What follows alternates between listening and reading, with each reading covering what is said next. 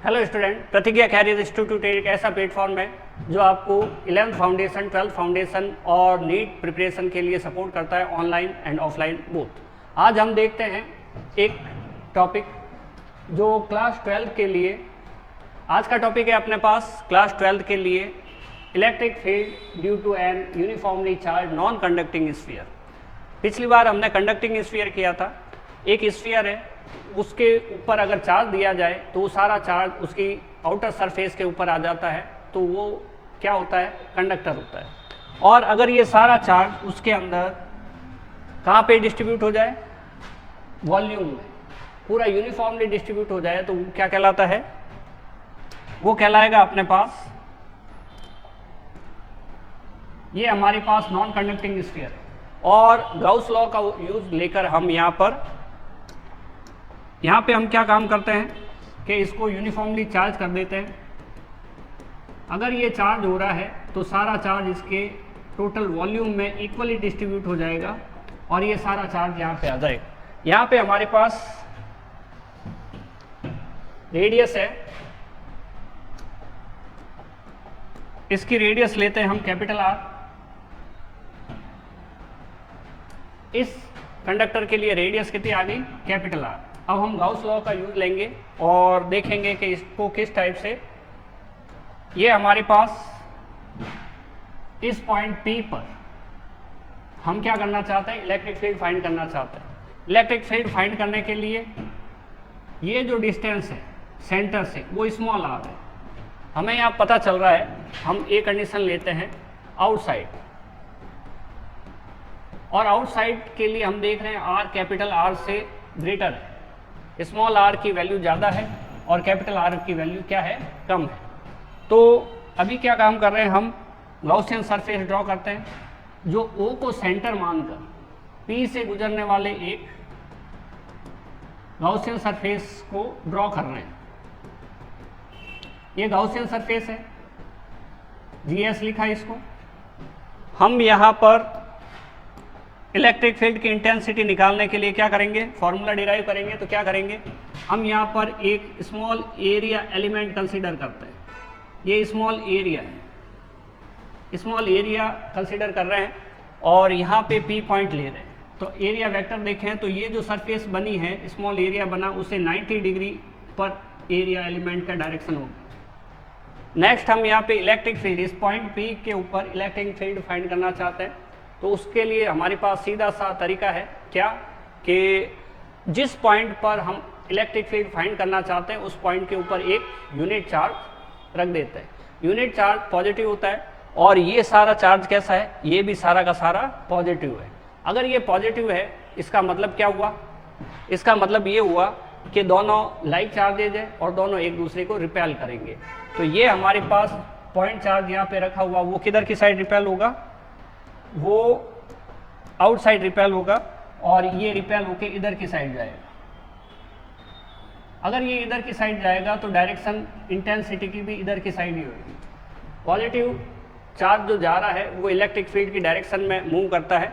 तो यहाँ पे दोनों के बीच का जो एंगल है theta is equal to 0 degree होगा और कॉस 0 की वैल्यू क्या होती है, 1 होती है। ये हमें ध्यान में रखना होगा। तो इस तरह से हमारे पास क्या हुआ कि थीटा की वैल्यू 0 आ गई। अब हम क्या करते हैं, according to definition phi equal to होता है E dot B A, vector vector, कहाँ से कहाँ तक, होल सरफेस के लिए, पूरी सरफेस के लिए। ये पूरी गॉसियन सरफेस है उसके लिए। और यहाँ पे हमारे पास क्लोज लगा हुआ है। क्लोज का मतलब गॉसियन सरफेस हमेशा क्या रहना चाहिए, क्लोज रहना चाहिए। इक्वल टू गाउस लॉ क्या है, ये Q अपॉन एप्सिलॉन 0, यहाँ सिग्मा Q होता है। इस पूरे चार्ज को हमने क्या माना है, Q माना है। अगर ये चार्ज पूरा का पूरा Q है तो हम यहाँ पे Q लिख सकते हैं। Close integration whole surface E dA cos theta, dot हटेगा तो कॉस थीटा आएगा। हमें पता है A dot B is equal to होता है AB cos theta and A cross B is equal to होता है AB sine theta n cap. तो ये चीज़ हमें ध्यान में रखते हुए यहाँ पे डॉट आ रहा है तो हम क्या काम कर सकते हैं, AB कॉस थीटा लिख सकते हैं। तो ये है Q अपॉन एप्सिलॉन 0।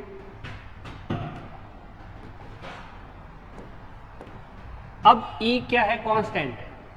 ये जो पॉइंट है गॉसियन सरफेस के ऊपर, आप जितने भी पॉइंट लोगे सारे के सारे सेंटर से इक्वल डिस्टेंस पर है। E equal to k q upon r square. R सबके लिए बराबर है। गॉसियन सरफेस के ऊपर अगर बहुत सारे पॉइंट ले लिए जाए, सारे पॉइंट की डिस्टेंस इक्वल होगी और चार्ज सबके लिए इसका क्यू ही रहेगा। अगर ये क्यू चार्ज रहेगा, इसका मतलब क्या हुआ कि सारे गॉसियन सरफेस के ऊपर किसी भी पॉइंट के लिए, गॉसियन सरफेस के ऊपर किसी भी पॉइंट के लिए इंटेंसिटी क्या रहेगी? इक्वल रहेगी। इंटेंसिटी कांस्टेंट हो गई तो इसको बाहर निकाल देते हैं इंटीग्रेशन के साइन से। और थीटा की वैल्यू कितनी होगी हमारे पास? 0। एंड कॉस 0 कितना हो गया? 1। तो कॉस थीटा को लिखने की जरूरत नहीं, डी ए रहा। और क्यू अपॉन एप्सिलॉन नॉट।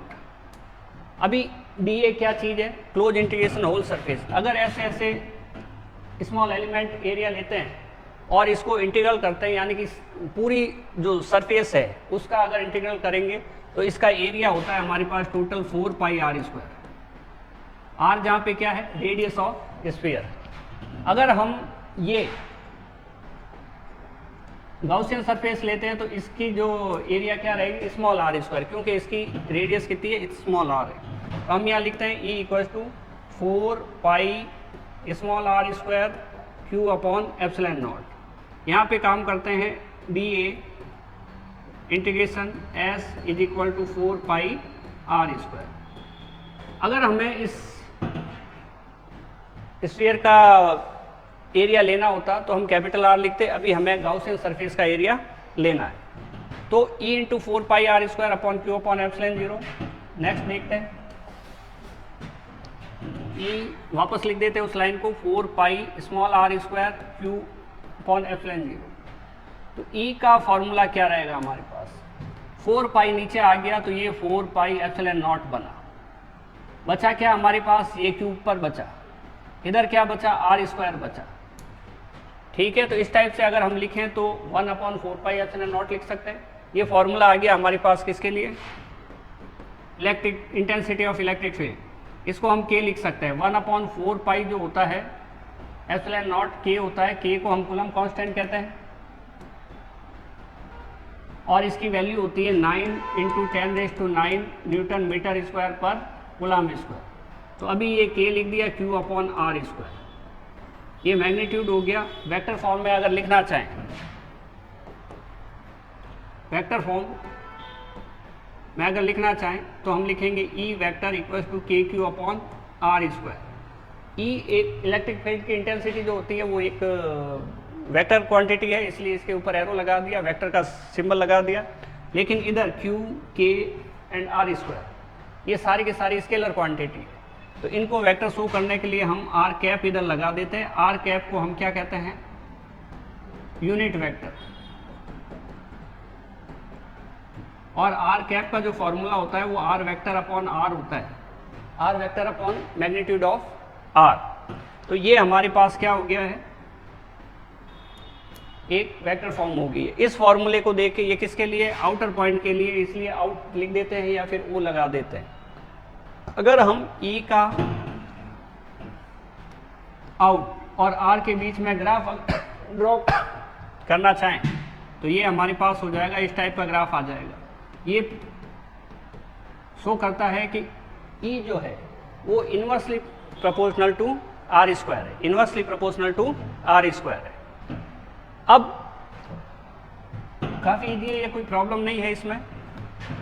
ये डेफिनेशन से आ रहा है E डॉट डी ए और ये आ रहा है गॉस लॉ से। तो E डॉट डी ए का कॉस थीटा आएगा Q upon epsilon not. Cos theta की वैल्यू 1, E को बाहर लिया, डी ए का हो गया 4 पाई आर स्क्वायर, के लिख दिया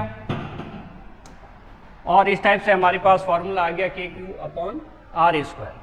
नेक्स्ट हम करते हैं किसी सरफेस वाले पॉइंट के लिए। अगर हम पॉइंट सरफेस का लेवें,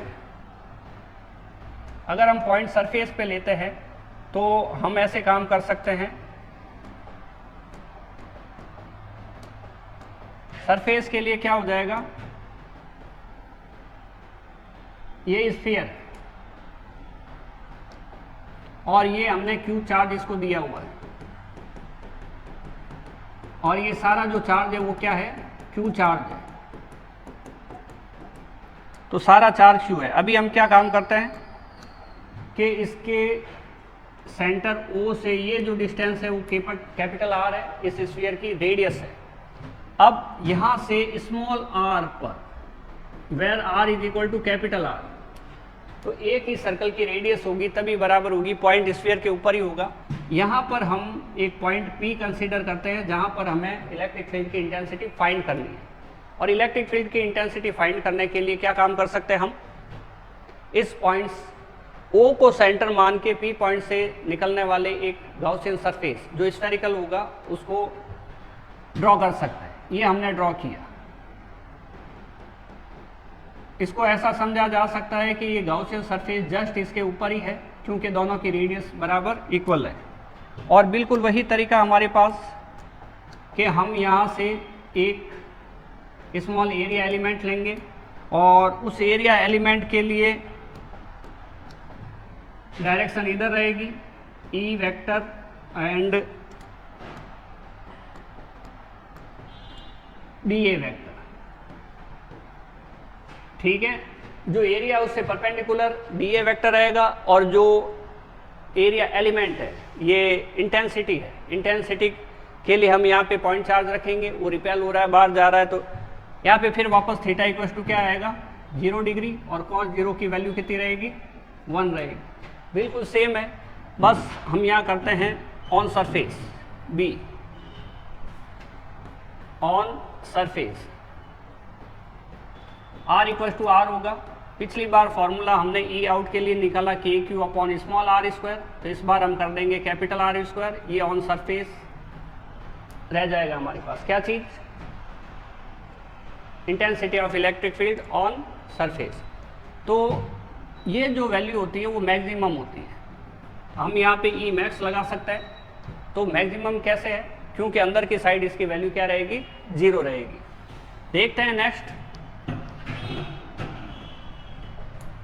तो नेक्स्ट पॉइंट हमारे पास आ जाता है C, और C के अंदर हम काम करते हैं इनसाइड, और पॉइंट इस बार इनसाइड रहेगा तो R लेस देन R होगा। और R लेस देन R के लिए क्या देखते हैं, वापस हम ड्रॉ करते हैं ये, और इसको देते हैं हम क्या,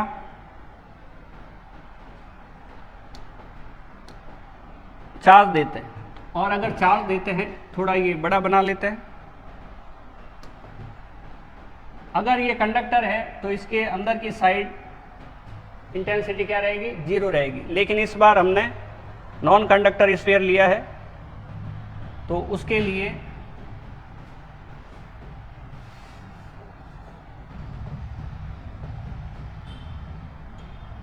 नॉन कंडक्टर स्फीयर लिया है, उसके लिए क्या करें, अंदर की साइड इंटेंसिटी निकालनी है, ठीक है। इसको इक्वली चार्ज करना है अपने को। इसको चार्ज दिया जाता है, वो सारा इसके वॉल्यूम में इक्वली डिस्ट्रीब्यूट हो जाता है। ये सारा चार्ज उसके वॉल्यूम में इक्वली डिस्ट्रीब्यूट हो गया। तरीका वही है हमारे पास। इसकी रेडियस स्मॉल r है, ये कैपिटल R है, और हमें यहाँ से स्मॉल r डिस्टेंस के ऊपर एक पॉइंट कंसीडर करना है। मान लो यहाँ किया। अभी क्या करना है, r small less than capital R लिखना है, तो यहाँ पे हमने r less than capital R लिखा। तो ये पॉइंट अंदर रह गया। अगर पॉइंट अंदर रह गया तो यहाँ से O को सेंटर मान के P से निकलने वाली एक गॉसियन सरफेस के बारे में सोचते हैं। ये गॉसियन सरफेस है, और इसके ऊपर हम वापस वही तरीका स्मॉल एरिया एलिमेंट कंसीडर करते हैं ऐसे, और ये स्मॉल एरिया एलिमेंट है, उसकी डायरेक्शन इधर की साइड रहेगी। इसको हम DA से रिप्रेजेंट करते हैं, और फिर वही तरीका हमारे पास P के ऊपर एक यूनिट चार्ज रखते हैं, और वो यूनिट चार्ज क्या होता है, इधर की साइड मूव करता है। क्यों कि ये इसके अंदर की साइड जो चार्ज है वो इसको क्या करेगा, रिपेल करेगा। अब हम ये देखते हैं कि ये वाइट वाला जो आपको दिखाई दे रहा है वो गॉसियन सरफेस है। इस वाइट वाले की रेडियस है स्मॉल r, तो इसका जो वॉल्यूम होगा वो बन जाएगा अपने पास 4/3 पाई स्मॉल आर क्यूब, और ये बड़ा स्फीयर जो है वो 4/3 पाई कैपिटल आर क्यूब, इसका वॉल्यूम बनेगा। इसका रीजन है, इसके अंदर जो चार्ज रहेगा वो क्यू डैश रहेगा और सारा टोटल चार्ज रहेगा वो क्यू रहेगा। ठीक है, ध्यान से सुनने का है। ये जो गाउसियन सरफेस है उसके अंदर जो चार्ज है वो क्यू डैश है, और पूरा चार्ज है सारा का सारा जितना दिखाई दे रहा है वो सारा का सारा चार्ज क्या है, क्यू है। तो हमें चार्ज डेंसिटी निकालनी पड़ेगी और उसके अंदर जो चार्ज है उसके बारे में सोचना होगा। तो यहाँ पे फिर हम देख रहे हैं थीटा इक्वल टू 0 है और कॉस 0 की वैल्यू कितनी है, 1। वापस वही तरीका हमारे पास, बिल्कुल वही तरीका, close integration E dot d A vector vector equal to q upon epsilon naught. एक बात तो ये गाउसियन सरफेस है जो क्लोज है, इसलिए हमने ये क्लोज का साइन लगाया, और होल सरफेस से निकलने वाली फ्लक्स निकालेंगे तो हमने एस लगाया होल सरफेस के लिए। यहाँ पे चार्ज वही काम में आता है जो गाउसियन सरफेस के अंदर होता है, और गाउसियन सरफेस के अंदर कौन सा चार्ज है, क्यू डैश है, इसलिए हम यहाँ पे क्यू डैश लिखेंगे। तरीका वही है, close integration whole surface E d A cos theta equal to q dash upon epsilon 0। E को बाहर ले लिया, close integration whole surface d A cos theta की वैल्यू कॉस 0 के बराबर और कॉस 0 की वैल्यू 1 के बराबर, तो 1 हमें लिखने की जरूरत नहीं है, क्यू डैश अपॉन एप्सिलॉन 0 हो गया। ठीक है, बहुत इजी मेथड है, कोई प्रॉब्लम नहीं आती इसमें। जो ये एरिया है वो पूरे गाउसियन सरफेस का है, और गाउसियन सरफेस का जो एरिया आता है वो हमारे पास 4 पाई आर स्क्वायर आता है। तो हम यहाँ लिख देते हैं E into 4 pi small r square q dash upon epsilon naught. अब क्या काम कर सकते हैं हम, क्यू डैश की वैल्यू निकाल सकते हैं, ये इक्वेशन नंबर 1 है। ठीक है, क्यू डैश की वैल्यू निकाल सकते हैं, और क्यू डैश की वैल्यू जो हमारे पास आती है, ठीक है, क्यू डैश की वैल्यू निकालना चाहते हैं तो हमारे पास क्यू डैश इक्वल टू क्या होगा, हमारे पास रहेगी charge density into Gaussian surface का वॉल्यूम। ठीक है, charge density into volume of Gaussian surface. तो क्यू डैश की वैल्यू क्या रहेगी हमारे पास, चार्ज डेंसिटी का फॉर्मूला क्या होता है, charge upon total volume, total volume किसका, पूरा का पूरा, into volume of Gaussian surface. तो क्यू डैश की वैल्यू हमारे पास आती है, टोटल चार्ज हमारे पास क्यू है और total volume 4/3 pi capital R cube है। हम देखते हैं यहाँ पे ये जो ब्लैक कलर का सारा चार्ज डिस्ट्रीब्यूटेड है, ये सारा पूरा स्फीयर है, और इसके ऊपर जो चार्ज आया वो हमने क्यू कंसिडर किया है, और गाउसियन सरफेस वाइट कलर के इसके अंदर अंदर जो चार्ज आया वो क्या है, क्यू डैश। तो हमें क्यू डैश ही लेना जो गाउसियन सरफेस के अंदर है, और इनटू 4/3, ध्यान रखना है, यह वॉल्यूम लेना है, और pi small are cube.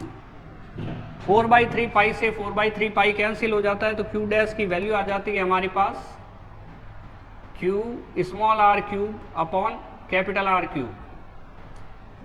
Q dash की वैल्यू पुट कर देते हैं इक्वेशन नंबर 1 में, और इक्वेशन नंबर 1 ये रही, E into 4 pi r square q dash upon epsilon naught, E into 4 pi r square, E into 4 pi r square equal to q dash upon epsilon naught. अब q dash नहीं लिखा हमने, उसकी जगह क्या करने वाले हैं, उसकी वैल्यू पुट करने वाले हैं। तो वैल्यू पुट करने, वैल्यू कितनी है, q small are cube upon capital are cube, q small are cube upon capital are cube. Simple, r square से ये क्यूब कट जाएगा, E इक्वल टू आएगा 1 अपॉन 4 पाई ये रहा, जो इधर की साइड आ जाएगा, एप्सिलॉन 0 ये रहा, इनटू ऊपर क्या बचा, Q इंटू आर नीचे क्या बचा, एप्सिलॉन नॉट, इधर आ गया आर क्यूब बचा। तो इस फॉर्मूले को ऐसे लिखा जा सकता है, ये वैल्यू किसके बराबर होगी, 1/4 पाई एप्सिलॉन नॉट किसके बराबर हो गया, के बराबर हो गया। तो इसको हटा देंगे हम और इसकी जगह क्या लिखने वाले हैं, के लिखने वाले हैं। तो k q small r upon capital are cube. अब ये है किसी नॉन कंडक्टिंग स्फीयर के किस साइड, इन साइड, तो हम यहाँ पे इन लिख देते हैं। यहाँ ध्यान देना है कि ई इन साइड जो होता है वो हमारे पास डायरेक्टली प्रोपोर्शनल टू क्या होता है, स्मॉल आर होता है। अगर हम ई में, इन में एंड आर में अगर ग्राफ पुट करें तो ये हमारे पास डायरेक्टली प्रोपोर्शनल जैसा ग्राफ आएगा, E directly proportional to r. ये फॉर्मूला, के कांस्टेंट है, कूलम कांस्टेंट, क्यू कांस्टेंट है, एक बार जितना चार्ज दे दिया स्फीयर को फिक्स है, और कैपिटल आर क्यू फिक्स है। अभी हम नेक्स्ट क्या कर सकते हैं,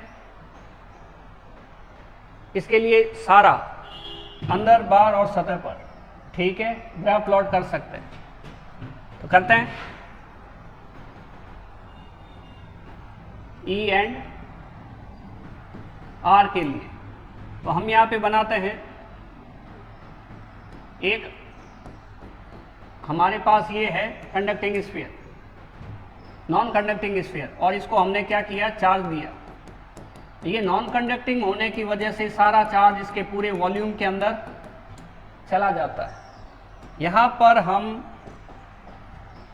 एक सेंटर लेते हैं और यहाँ से इसकी डिस्टेंस कैपिटल आर करते हैं। ये एक्स एक्सिस है और ये वाई एक्सिस है, ये एक्स एक्सिस एंड ये वाई एक्सिस। अभी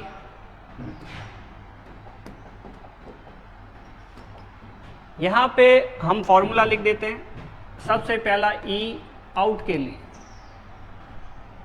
ई इन के लिए पहले लिख देते हैं, E at centre is equal to 0, E at inside के Q R upon capital R Q. ये शो करता है ई इनसाइड जो रहेगा डायरेक्टली प्रोपोर्शनल टू आर रहेगा।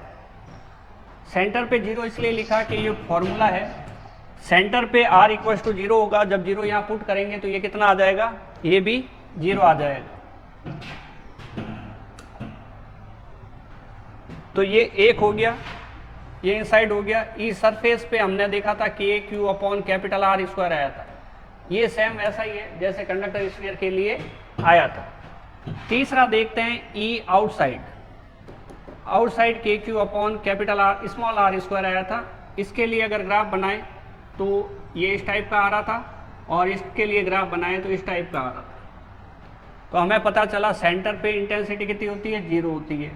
तो ये सेंटर वाला पॉइंट लगा दिया। उसके बाद इनसाइड अगर देखें तो ये जो यहाँ से यहाँ तक है वो r इक्वल टू आर। यहाँ पे देखें तो ये r लेस देन r है और ये इनसाइड है, ये इनसाइड है, ठीक है। और इनसाइड में ये वाली जो लाइन दिखाई दे रही है ये सरफेस को टच करने वाली लाइन है। तो सरफेस तक जो E directly proportional to R, surface तक जो जाएगा वो डायरेक्टली प्रोपोर्शनल टू R जाएगा। ये है इनसाइड का ग्राफ। सरफेस पे अचानक आ गया, ये जो सरफेस है वो है E S equal to k q upon capital are square. अब हम आउटसाइड की बात करें तो इधर की साइड आउटसाइड है। ये जो जगह है आर ग्रेटर देन आर है और ये आउटसाइड है। हम डिस्टेंस से ले रहे हैं यहाँ से यहाँ तक इनसाइड, ये सरफेस की लाइन और इसके आगे आउटसाइड। इस लाइन के इधर इधर इनसाइड है, इस लाइन के आउटसाइड, और इस लाइन पे क्या है, सरफेस है। और आउटसाइड की बात करें तो आउटसाइड में जो ई आउटसाइड है वो inversely proportional to R square. तो आर स्क्वायर इनवर्सली का ग्राफ ये इस टाइप से होता है, E outside inversely proportional to R square. Same graph हम इधर भी प्लॉट कर सकते हैं। ये सरफेस की लाइन हो गई, जितनी हाइट इधर ली है सेम हाइट इधर भी ले सकते हैं। E in directly proportional to R, और इधर की साइड ये ग्राफ ऐसे आ जाएगा। तो ये अपने 12th बोर्ड एग्जाम में 4 नंबर का क्वेश्चन आता है, अगर पूरा आता है तो उम्मीद है ये वीडियो आप लोगों के लिए हेल्पफुल रहा होगा। मिलते हैं किसी और नेक्स्ट वीडियो में।